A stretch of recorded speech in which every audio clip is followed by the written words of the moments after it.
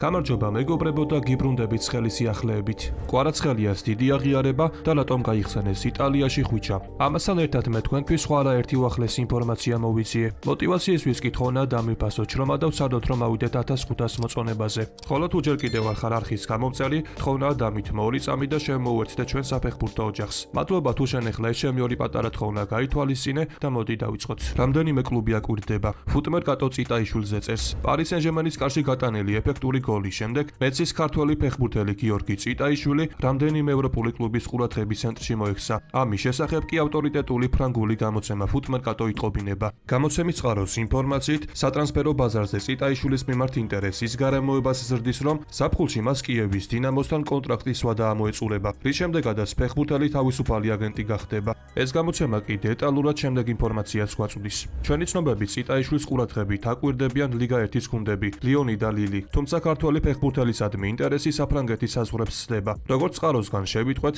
წიტაიშვილთან დაკავშირებით ინფორმაცია უკვე გამოითხოვა იტალიურმა ლაციომ. ესპანეთში კი მის მიმართ ინტერესს ვილიარეალი იჩენს. კერძოდ პირენეებზე გადაბარგებული გიორგი მიქაუტაძე თავისი თანამემამულისთვის აგენტის როლს ასრულებს და ყვითელ წყალქვეშა ნავს წიტაიშვილის შეძენას ურჩევს. აღსანიშნავია ისიც, რომ ერთხელ ასეთი საქმე მას უკვე გამოუვიდა. კერძოდ მეც წიტაიშვილის დამატება სწორედ მიქაუტაძემ ურჩია, წერს ფუტმერკატო. გუნდში აღარ არის, მაგრამ ფანებს ისევ უყვართ. მიქაუტაძე ლიონის ტოპ 3-ში. გასულ სეზონში ლიონში ყველაზე მეტად ალექსანდრე ლაკაზეტის და გიორგი მიქაუტაძის მაისურები იყიდებოდა. ზაფხულში კი ორივემ კლუბი დატოვა და შესაბამისად მიმდინარე სეზონში ეს რეიტინგი შეიცვალა. თუმცა მიუხედავად იმისა, რომ ქართველი უკვე თითქმის 4 თვეა ფრანგულ გუნდში აღარა, მიქაუტაძე 2025-26 წლების სეზონის პირველ ნახევარში მაისურების გაყიდვით მესამე ადგილს ინარჩუნებს. ამის შესახებ კი ლიონის მერჩენდაიზინგის ხელმძღვანელმა ფრანკ ფერნიემ ისაუბრა. ის აგვისტოში სატრანსფერო ფანჯრის პერიოდში ძალიან გვიან წავიდა. ჩვენი სეზონი კი 1 ივლისს იწყება. ასე რომ ივლისსა და აგვისტოში ჟორჟის ბევრი მაისური გავყიდეთ. მაგრამ ის კვლავ სამეულშია მიუხედავად იმისა, რომ შემოდგომაზე მისი მაისური ძალიან ცოტა თუ გავყიდეთ. სეზონის განმავლობაში კი ეს ყველაფერი გათანაბრდება და რეიტინგიდან ამოვარდება. განაცხადა ფრანკ ფერნიე. კარიმ შრალად 3ჯერ შეინახა და 16 გოლი გაუშვა. როგორ შეაფასეს მამარდაშვილის თამაში? გიორგი მამარდაშვილს ლივერპულში თამაში თითქმის არ უწევს. ქართველმა კარის დარაჯმა სათამაშო წუთები ძირითადად იმის გამო მიიღო, რომ ალისონ ბეკერი ტრავმირებული იყო. რამდენიმე მატჩში კი გიორგიმ თავი კარგად წარმოაჩინა, თუმცა ბრაზილიელის დაბრუნების შემდეგ მამარდაშვილი კვლავ სკამზე დაჯდა. ავტორიტეტული გერმანული გამოცემა 90 მინიკი ქართველი მეკარის თამაშს აფასებს. რეალურად ლივერპულმა გიორგი მამარდაშვილი 2024 წლის ზაფხულში დაიმატა, თუმცა შემდეგ 1 წლით ვალენსიაში იჯარის წესით დატოვა. მიმდინარე სეზონის დასაწყისიდან ქართველი ლივერპულის ათადარიგო მეკარია და ტრავმებისადმი მიდრეკილი ალისონის შეცვლა მოსალოდნელზე უფრო ხშირად უწევს. მამარდაშვილმა ამ სეზონში უკვე 10 მატჩი ჩაატარა, თუმცა ეს ყველაფერი მაშინ ხდებოდა, როცა ლივერპული მძიმე კრიზისში იყო. რამდენიმე ეფექტური მოგერიების მიუხედავად 25 წლის მეკარემ საკუთარ თანაგუნდელებს სტაბილურობა ჯერ კიდევ ვერ შესინა. მან მხოლოდ 3ჯერ შეინახა კარიმ შრალად და 16 გოლი გაუშვა. მომდენო შანსი კი FA Cup-ზე არაუგვიანეს იანვარში ექნება, წერს გერმანული გამოცემა. ავტორიტეტულმა სპორტულმა გამოცემამ 442 ტრადიციული ყოველწლიური რეიტინგი გამოაქვეყნა. მისმა ექსპერტებმა კი დაასახელეს მარცხენა გარემარბები, რომლებიც მათი შებასებით 2025 წლისთვის მსოფლიოში საუკეთესოები არიან. პარი სენ-ჟერმენის ქართველი ფეხბურთელი ხვიჩა კვარაცხელია კი ტოპ 10-ში მოხვდა. კვარა რეიტინგში მეორე პოზიციას იკავებს და ერთადერთი ფეხბურთელი, ვისაც ჩამორჩება ბარსას მოთამაშე რაფინია. ტრებლი პარი სენ-ჟერმენთან ერთად და სკუდეტოს მორიგი медаლი ერთ სეზონში ცუდი ნამდვილად არ არის. საქართველოს ოქროს ბიჭუნას კვარაცხელიას ევროპული ფეხბურთის მწვერვალზე ასვლა ის მოვლენა, რასაც ევრო 2024 წლის მაყურებელთა უმრავლესობა ველოდებოდით და ვარაუდობდით, რომ მოხდებოდა. მსოფლიოს ერთ-ერთი საუკეთესო დრიბლიორი კვარაცხელია, ორივე ფეხით ერთნაირად კარგად თამაშობს და ნამდვილად კოშმარია, როდესაც შენს წინააღმდეგ მოდის. გამომდინარე იქიდან, რომ პარი სენ-ჟერმენის ვარსკვლავს ჭკვიანური ჯარიმების მოპოვება უყვარს და მეტოქე გუნდის მცველებს ხშირად იტყუებს ორთაბრძოლებში, რომლებშიც მათაც კი იციან, რომ შანსი პრაქტიკულად არ აქვთ, ხვიჩას ჯეკ გრილის ადარებდნენ. თუმცა ბოლო 12 თვის განმავლობაში კვარა დონა ახალ დონეზე ავიდა და უსმან დემბელეს გვერდით შეუძლია როგორც მარცხენა გარემარბად, ისე ცენტრფორვარდის პოზიციაზე ითამაშოს.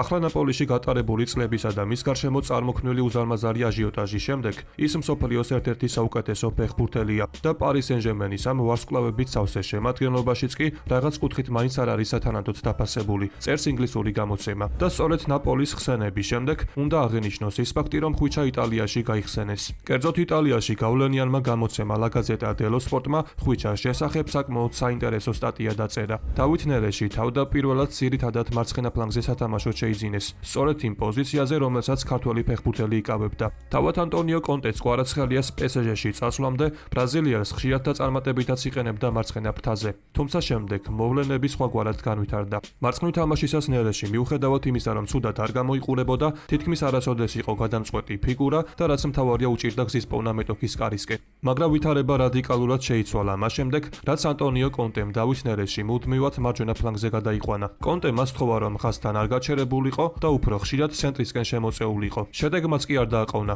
ბრაზილიელმა გატანილი გოლების რაოდენობა თითქმის გააორმაგა. ჯოვანი მანამ შეიძლება ვერ იპოვა კვარაცხელიას პირდაპირი მემკვიდრე, მაგრამ მან ნამდვილად აღმოაჩინა ჩემპიონი, რომელსაც თამაშის ბედის გადაწყვეტა შეუძლია. ეს არის გამარჯვებით დასრულებული შეცდომა. წერს იტალიური გამოცემა. მე კი შეგახსენებთ, რომ კვარაცხელია ნაპოლიდან პარის სენ-ჟერმენში 2025 წლის იანვარში გადავიდა. მაგრამ ამ დრომდე შეიძლება იმის თქმა, რომ ნაპოლიმ ხუჩას ღირსეულის შემცვლელის პოვნა ვერ შეძლო და ნაკლებად სავარაუდოა, რომ ეს უახლოეს მომავალში მოხდეს. ბოლოს კი დავძენ იმასაც, რომ ხუჩას თანაგუნდელმა მატვეი საფონოვმა კვარაცხელიასთან თავის ურთიერთობაზე ისაუბრა და ქართველი საკმაოდ კარგად დაახასიათა. ხუჩასთან კარგი ურთიერთობა მაქვს, მას კარგად ვეწყობი. შეგვიძლია ვიჭორაოთ. მას ცოტათი ახსოვს რუსული ენა. ინგლისურადაც შეგვიძლია საუბარი. შეგვიძლია შევხვდეთ კიდეც, თუმცა ახალ წელს ვფიქრობ, ყველა თავის გზაზე წავა და 1 იანვარს დაბრუნდებიან. განაცხადა საფონოვმა. PSG-ში ხელფასები საგრძნობლად შემცირდება. ახალი ცნობები პარიზულ გუნდზე. ბარსას გეჰის გადაბირება სურს. პრობლემა მისი ხელფასია. კატალონიის ბარსელონას რომ დაცვის ხაში პრობლემები აქვს, ეს ახალი არავისთვის არ არის. ფინანსური პრობლემებიდან გამომდინარე კი ბლაუგრანა ტოპ ტრანსფერებს ვერ აკეთებს. ხოლო როგორც მუნდო დეპორტივო იუწყება, ჰანსი ფლიკის გუნდს მარკ გეჰის შეძენა სურს და ტრანსფერი საკმაოდ რეალურია. ამის მიზეზი კი გეჰის კონტრაქტია, რომელიც 2026 წლის ივნისში იწურება. კრისტალ პალასა და ინგლისელ უკანახაზელს შორის მოლაპარაკება კი ჯერჯერობით არ მიმდინარეობს და ბარსელონა სწორედ ამ სიტუაციით სარგებლობა სურს. წყაროსნობით კატალონიური გრანდი 45 მილიონის გადასახდელად მზად არის. ბარსასა და გეჰის შორის კი პირველი კომუნიკაცია შედგა, თუმცა ამას წარმატებულს ვერ ვუწოდებთ, რადგან 25 წლის ფეხბურთელმა საკმაოდ მაღალი ხელფასი მოითხოვა. ჯერჯერობით კონკრეტული თანხა არ სახელდება, მაგრამ თუ მუნდო დეპორტივოს დავუჯერებთ, კატალონიელებს გეჰის მოთხოვნილი ანაზღაურების გადახდა არ შეუძლიათ. ამიტომ იმ შემთხვევაში თუ მარკი ნაკლებ ხელფასს დათანხმდება, მოლაპარაკებაც განახლდება. პარის სენ-ჟერმენმა უსმან დემბელესთან კონტრაქტის გახანგრძლივებაზე მოლაპარაკებები დაიწყო. ამის შესახებ გამოცემა Le Parisien იტყობინება. გამოცემის ინფორმაციით, პარიზული კლუბის ხელმძღვანელობამ გადაწყვიტა, რომ კონტრაქტების გახანგრძლივებისას ახალი მიდგომა დანერგოს, რომელიც ხელფასების შემცირებასა და ბონუსების გაზრდას ითვალისწინებს. Le Parisien-ის ცნობით ასეთი სტრატეგიით კლუბი ფინანსური მდგრადობის შენარჩუნებას ცდილობს. თავის მხრივ 28 წლის დემბელესთვის, რომელიც ტრამვებისადმი მიდრეკილ ფეხბურთელად ითვლება, ეს გარემოება შესაძლოა მიუღებელი აღმოჩნდეს. გამოცემის წყაროების მტკიცებით, მოლაპარაკებები შესაძლოა ისეთივე შიხში შევიდეს, როგორც ეს ჯანლუიჯი დონარუმას შემთხვევაში მოხდა, რის შემდეგაც იტალიელმა პარკ დე პრანსი დატოვა და მანჩესტერ სიტიში გადავიდა. თუმცა იმედია PSG ამ სიტუაციას განსხვავებულად მიუდგება, რადგან დემბელე პარიზული კლუბისთვის ძალიან მნიშვნელოვანი ფეხბურთელია. დღევანდელ ვიდეოს კი ამით დავასრულებ. მოტივაციისთვის კი თხოვნა, რომ ავიდეთ მინიმუმ 2000 მოწონებაზე. ასევე გამოიწერე არხი, რათა იყო მუდმივად საქმის კურსში. ყველას გისურვებთ ჯანმრთელობას და ბედნიერებას. მე კი მომავალი ვიდეოთი ძალიან მალე დაგიბრუნდებით.